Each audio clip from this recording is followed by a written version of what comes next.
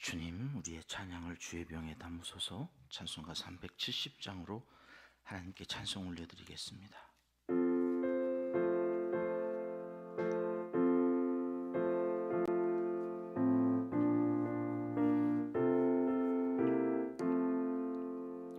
주 안에 있는 나에게 딴 근심이 있으랴. 십자가 밑에 나가 내 짐을 풀었네. 주님을 찬송하면서 할렐루야 할렐루야. 내 앞길 멀고 험해도 나 주님만 따라가리. 그 두려움이 변하여 내 기도 되었고, 전날에 한숨 변하여 내 노래 되었네. 주님을 찬송하면서 할렐루야 할렐루야. 내 앞길 멀고 험해도 나 주님만 따라가리. 내 주는 자비하셔서 늘 함께 계시고, 내 궁핍함을 아시고 늘 채워주시네. 주님을 찬송하면서 할렐루야 할렐루야. 내 앞길 멀고 험해도 나 주님만 따라가리. 내 주와 맺은 언약은 영불하시니,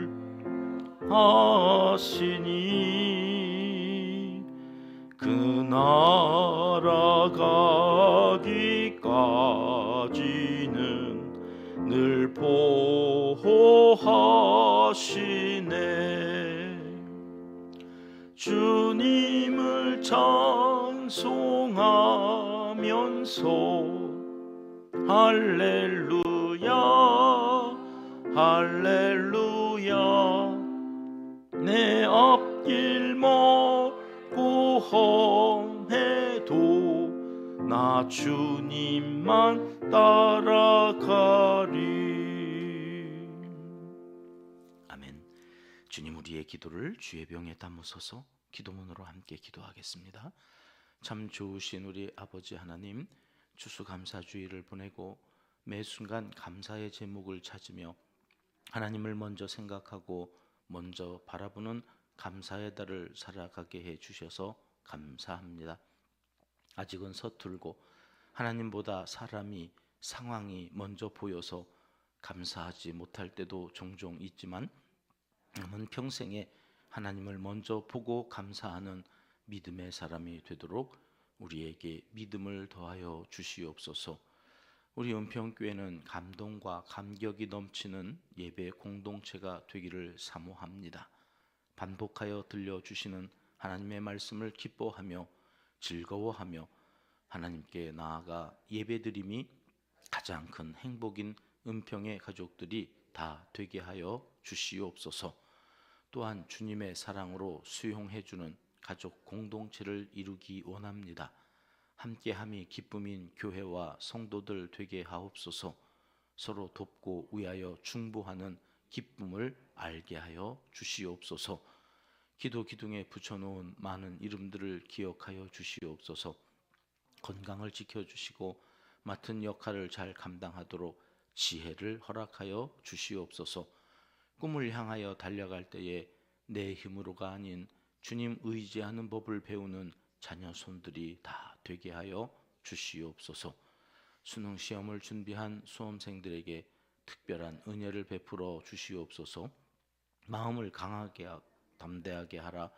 이 새벽에 저들의 마음에 새겨주시고 성령께서 저들의 마음을 붙잡아 주시옵소서. 오늘도 우리에게 맡겨주신 선교와 구제사역, 케냐, 중국, 태국, 캄보디아, 베트남과 전 세계 15개 나라의 100여 명의 어린이들, 양로원, 장애우 복지기관과 병원 선교, 개척교회와 미자립교회, 농촌교회, 극동방송, 기독교 방송 등 여러 어려운 현실에 처해 있는 교회와 기관, 사역들 위에 기름을 부어주셔서 오늘도 힘차게 복음이, 예수님의 사랑이 전파되게 하여 주시옵소서. 이 나라와 민족의 어려움도 주님께 아뢰옵니다. 질서가 회복되고 갈라지고 나뉘어진 국민들의 정서를 더 높은 가치 위에 다시 세워갈 수 있도록 도와주시옵소서. 아직도 전쟁 중에 있는 나라 백성들과 북한의 우리 동포들의 간구를 들어주시고 평화의 나라로 다시 돌아가 일상을 회복하고 하나님께 마음껏 예배할 수 있는 은총을 베풀어 주시옵소서. 하나님을 사랑하는 자, 곧 그의 뜻대로 부르심을 입은 자들에게는 모든 것이 합력하여 선을 이루어 주실 줄 믿습니다. 하나님이여, 우리에게 은혜를 베풀어 주시옵소서. 예수님의 이름으로 기도합니다. 아멘. 이 새벽 주시는 하나님의 말씀은 사무엘상 21장 말씀입니다. 1절, 2절 말씀 같이 읽겠습니다.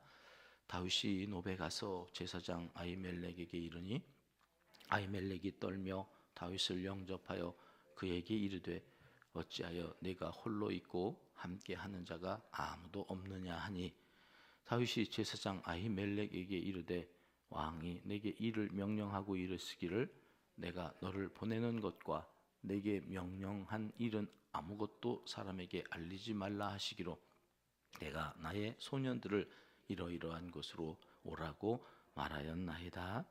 아멘. 앞장 사무엘상 20장에서 우리는 요나단의 도움을 받아서 이제 사울이 자기를 죽이려 한다고 하는 이 확실한 뜻을 확인했습니다. 그리고 요나단과 헤어지는 장면을 20장에 이제 기록되어져 있는 것들을 살펴보고 21장으로 넘어오면 이제 우리가 잘 알고 있는 그 다윗의 방랑 생활이 시작되는 본문이 이제 21장인 거죠. 오갈 데 없는 다윗. 그는 오갈 데 없을 때 어디로 갔을까?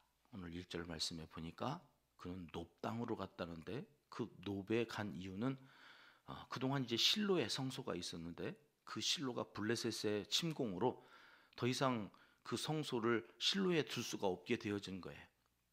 그래서 놉으로 그 성소를 옮겨 놓았던, 그래서 지금 놉 땅으로 갔더니 거기 제사장 아히멜렉이 있었다. 거기 성소가 있었다는 말이죠. 오갈 데가 없을 때, 더 이상 피할 곳도 없고 의지할 곳도 없을 때와 여러분, 인간은 어디로 가야 합니까? 지금으로 말하면 그 성소는 교회이죠. 성전이죠. 여호와 하나님, 체바오트 되시는 그 하나님, 그에게 나아가는 거죠. 오늘 다윗이 제사장 아히멜렉에게 갔다. 거기까지는 참 좋았어요. 그런데 거기에 아히멜렉이 이제 왕의 사위이자 군대의 장관인 이 다윗이 호위병 하나 없이 혼자 이 성소에 온 것이 떨릴 일이었다는 거예요. 아히멜렉이 떨며, 왜 떨었을까? 이거 찾아봤더니 사울의 폭정이 그만큼 백성들로 하여금 두려움이 된 거예요. 왕의 신하도 아니고 사위가 여기 갑자기 혼자 왜 나타났지? 뭐지? 내가 뭐 또 죽을 죄를 지었나? 뭐 이런 떨림이 제사장에게 있었다는 거예요. 자초지종을 알기 위해서 일단은 영접했고 그에게 묻습니다. 어찌해서 너는 홀로 있느냐? 왜 함께하는 자가 아무도 없느냐? 그러면 제사장 앞에 와서 그렇게 물을 때에 뭐라고 이야기하면 좋을까요? 여차저차 이런 사정 때문에 제가 혼자입니다. 그리고 제사장이니까 교회 왔으면 뭘 요구해야 돼요? 목사님, 기도해 주세요. 하나님께 내 사정 좀 알려주세요. 나는 아무리 기도해도 하나님이 답이 없으세요. 침묵하세요. 저 좀 위해서 기도해 주세요. 한나가 한 게 잘한 게 그거잖아요. 술 취해서 수주정한다고 막 꾸지람하는 엘리에게 나 그렇지 않다고. 내 여기 원통함이 있다고. 그러면서 기도하기를 아랬던 것과 달리 오늘 다윗은 뭘 구하는가? 2절 말씀 같이 볼까요? 2절 말씀 같이 있습니다. 시작. 다윗이 제사장 아히멜렉에게 이르되 왕이 내게 이를 명령하고 이르시기를 내가 너를 보내는 것과 내게 명령한 일은 아무것도 사람에게 알리지 말라 하시기로 내가 나의 소년들을 이러이러한 곳으로 오라고 말하였나이다. 뭘 요구하기 전에 일단 거짓말을 합니다. 왕의 특명이 있었습니다. 이건 아무에게도 알리지 말라고 그래서 나 혼자 은밀하게 왔습니다. 함께하는 소년들은 이곳으로 저곳으로 오라고 내가 지시해서 오늘 혼자 왔습니다. 그리고 3절 말씀이요. 같이 읽겠습니다. 이제 당신의 수중에 무엇이 있나이까? 떡 5덩이나 무엇이나 있는 대로 내 손에 주소서. 먹을 것을 요청합니다. 8절 가보실까요? 8절에 또 그가 요구한 게 있습니다. 같이 읽습니다. 다윗이 아히멜렉에게 이르되 여기 당신의 수중에 창이나 칼이 없나이까? 왕의 일이 급함으로 내가 내 칼과 무기를 가지지 못하였나이다. 두 번째 거짓말이죠. 그리고 찾은 것은 무기였습니다. 여러분, 무기를 찾으려면 대장간에 가든지 아니면 병기고에 갔어야죠. 그리고 고작 와가지고 성전에서 찾는 게 무기고 떡입니까? 하나님이 그것밖에 주실 수 없는 분입니까? 지금 다윗이 필요한 게 그겁니까? 사울이라고 하는 이 미친 왕이 죽이려고 하는 그 앞에 자기의 무기가 무슨 소용이 있고 그 떡 5덩이 그거 가지고 뭐 얼마나 버틸 수 있다고? 고작 그래 성전에 와서 그런 걸 구한단 말이에요. 그런데 이 말은 다윗이 그렇게 절박했다는 거예요. 그만큼 성전에 와서 떡을 구하고 무기를 찾을 정도로 그가 그렇게 절박했구나 하는 것을 성경이 말씀해 주는 거죠. 그래서 이 제사장이 거기에 있었던 골리앗의 칼을 줍니다. 골리앗, 다윗이 죽인 그 거인의 칼이 거기에 있었던 거죠. 그래서 그거라도 달라고, 그게 있는데 줄까 그랬더니 다윗이 그걸 달라고 그래서 그걸 가져가요. 그런데 이런 모든 과정을 지켜보고 있던 사람이 있었어요. 7절 말씀입니다. 같이 읽겠습니다. 그날에 사울의 신하 한 사람이 여호와 앞에 머물러 있었는데 그는 도액이라 이름하는 에돔 사람이요 사울의 목자장이었더라. 다윗은 제사장으로부터 떡과 칼, 무기를 받아가지고 사울이 두려워서 더 이상 거기 있지 못하고 떠납니다.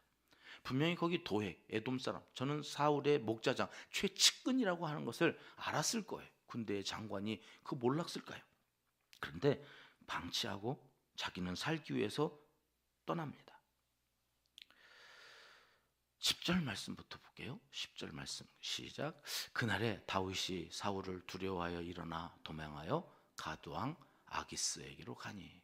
오늘 시간이 없어서 이 뒷부분은 우리가 살펴보지 못하는데 고작 그렇게 해서 이스라엘 땅엔 더 이상 있을 데가 없으니까 가드라고 하는 곳은 블레셋 땅입니다.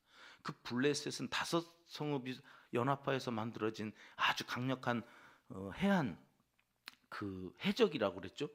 잔인하기로. 그런데 그 중에 가드라고 하는 땅은 골리앗의 고향입니다.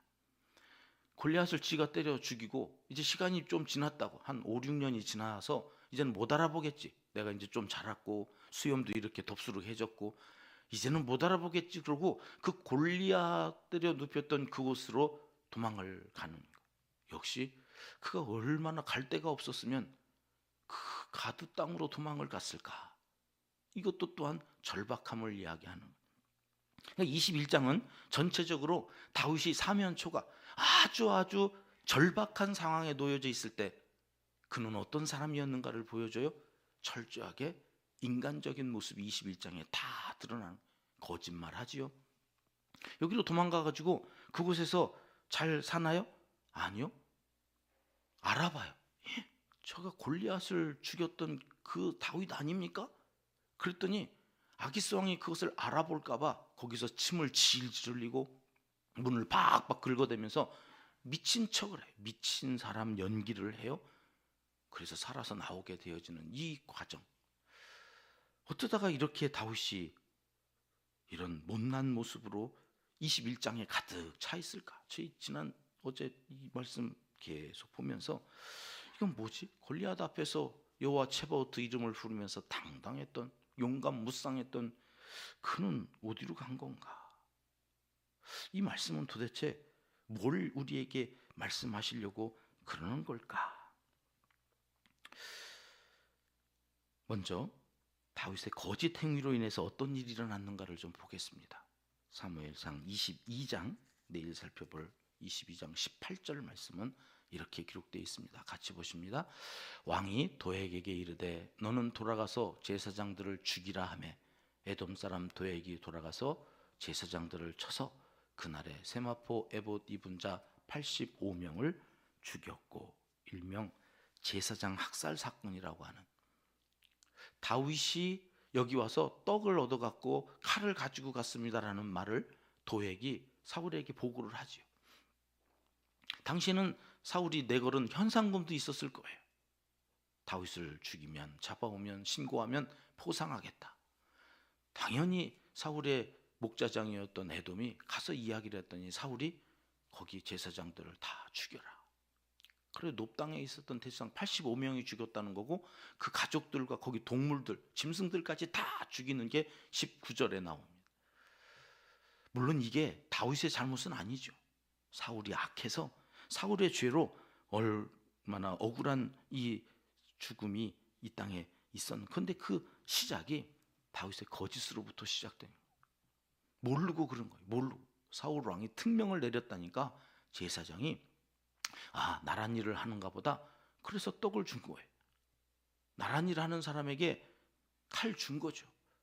근데 그게 저렇게 85명이나 애매히 사람이 죽을 일이었는가?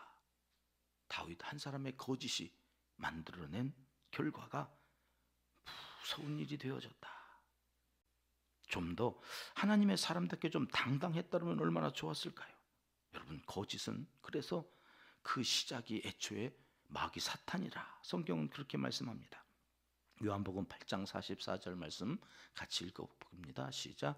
너희는 너희 아비 마귀에게서 났으니 너희 아비의 욕심대로 너희도 행하고자 하느니라. 그는 처음부터 살인한 자요 진리가 그 속에 없으므로 진리에 서지 못하고 거짓을 말할 때마다 제 것으로 말하나니 이는 그가 거짓말쟁이요 거짓의 아비가 되었습니다. 거짓의 아비를 따라 다윗이 순간적인 그 어려움 모면하기 위해서 거짓을 행한 결과는 처참했다. 그 용맹스러운 다윗도 어쩌다가 이렇게 된 걸까? 성경은 한결같이 말씀하시는 거죠.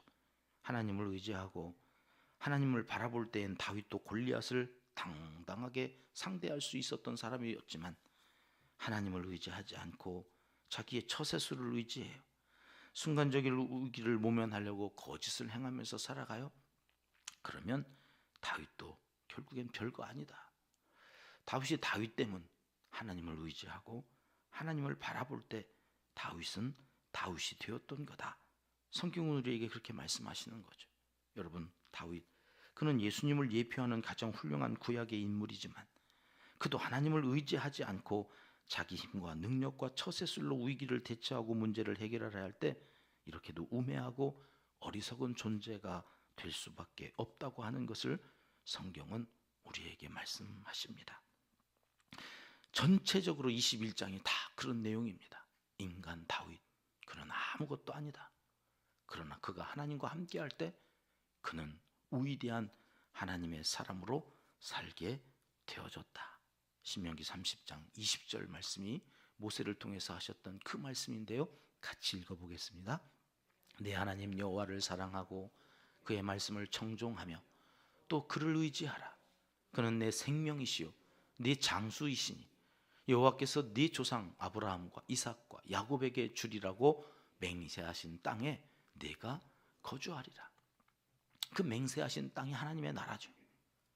하나님의 나라, 하나님이 통치하시고 하나님이 이끄시는 왕이 되시는 그 땅을 너에게 주겠다고 하신 그 약속이 이 다윗을 통해서 이제 이루어져야 되는데, 다윗이 그 절박한 상황에서 진짜 하나님을 의지했어야 할 그 상황에서 하나님을 바라보지 않아요. 왜 그랬는지 잘 모르겠어요.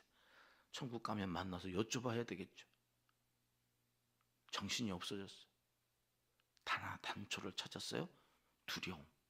두려움이 엄습하면 인간은 이렇게도 되는 거구나. 그래서 366번 성경은 두려워하지 말라는 말을 하나님이 하셨나 보다. 매일 한 번씩 두려워하지 말라. 1년 내내 두려움이 우리를 넘어뜨리고 우리를 하나님께로, 하나님을 바라보는 눈을 사라지게 할까봐 하나님이 그렇게 또 말씀하셨나 보다. 여러분, 천하의 다윗이 그러했다면 우리야 말할 필요가 있겠습니까? 자주 넘어지는 포인트에서 우리도 또 넘어질 것입니다. 그때 분명히 내 속을 들여다보면 두려움이 나를 엄습해 왔어요. 여러분, 그 두려울 때 오히려 하나님께 나아가는, 그래서 이런 실수를 하지 않는 삶을 살라, 오늘 21장은 우리에게 들려주십니다.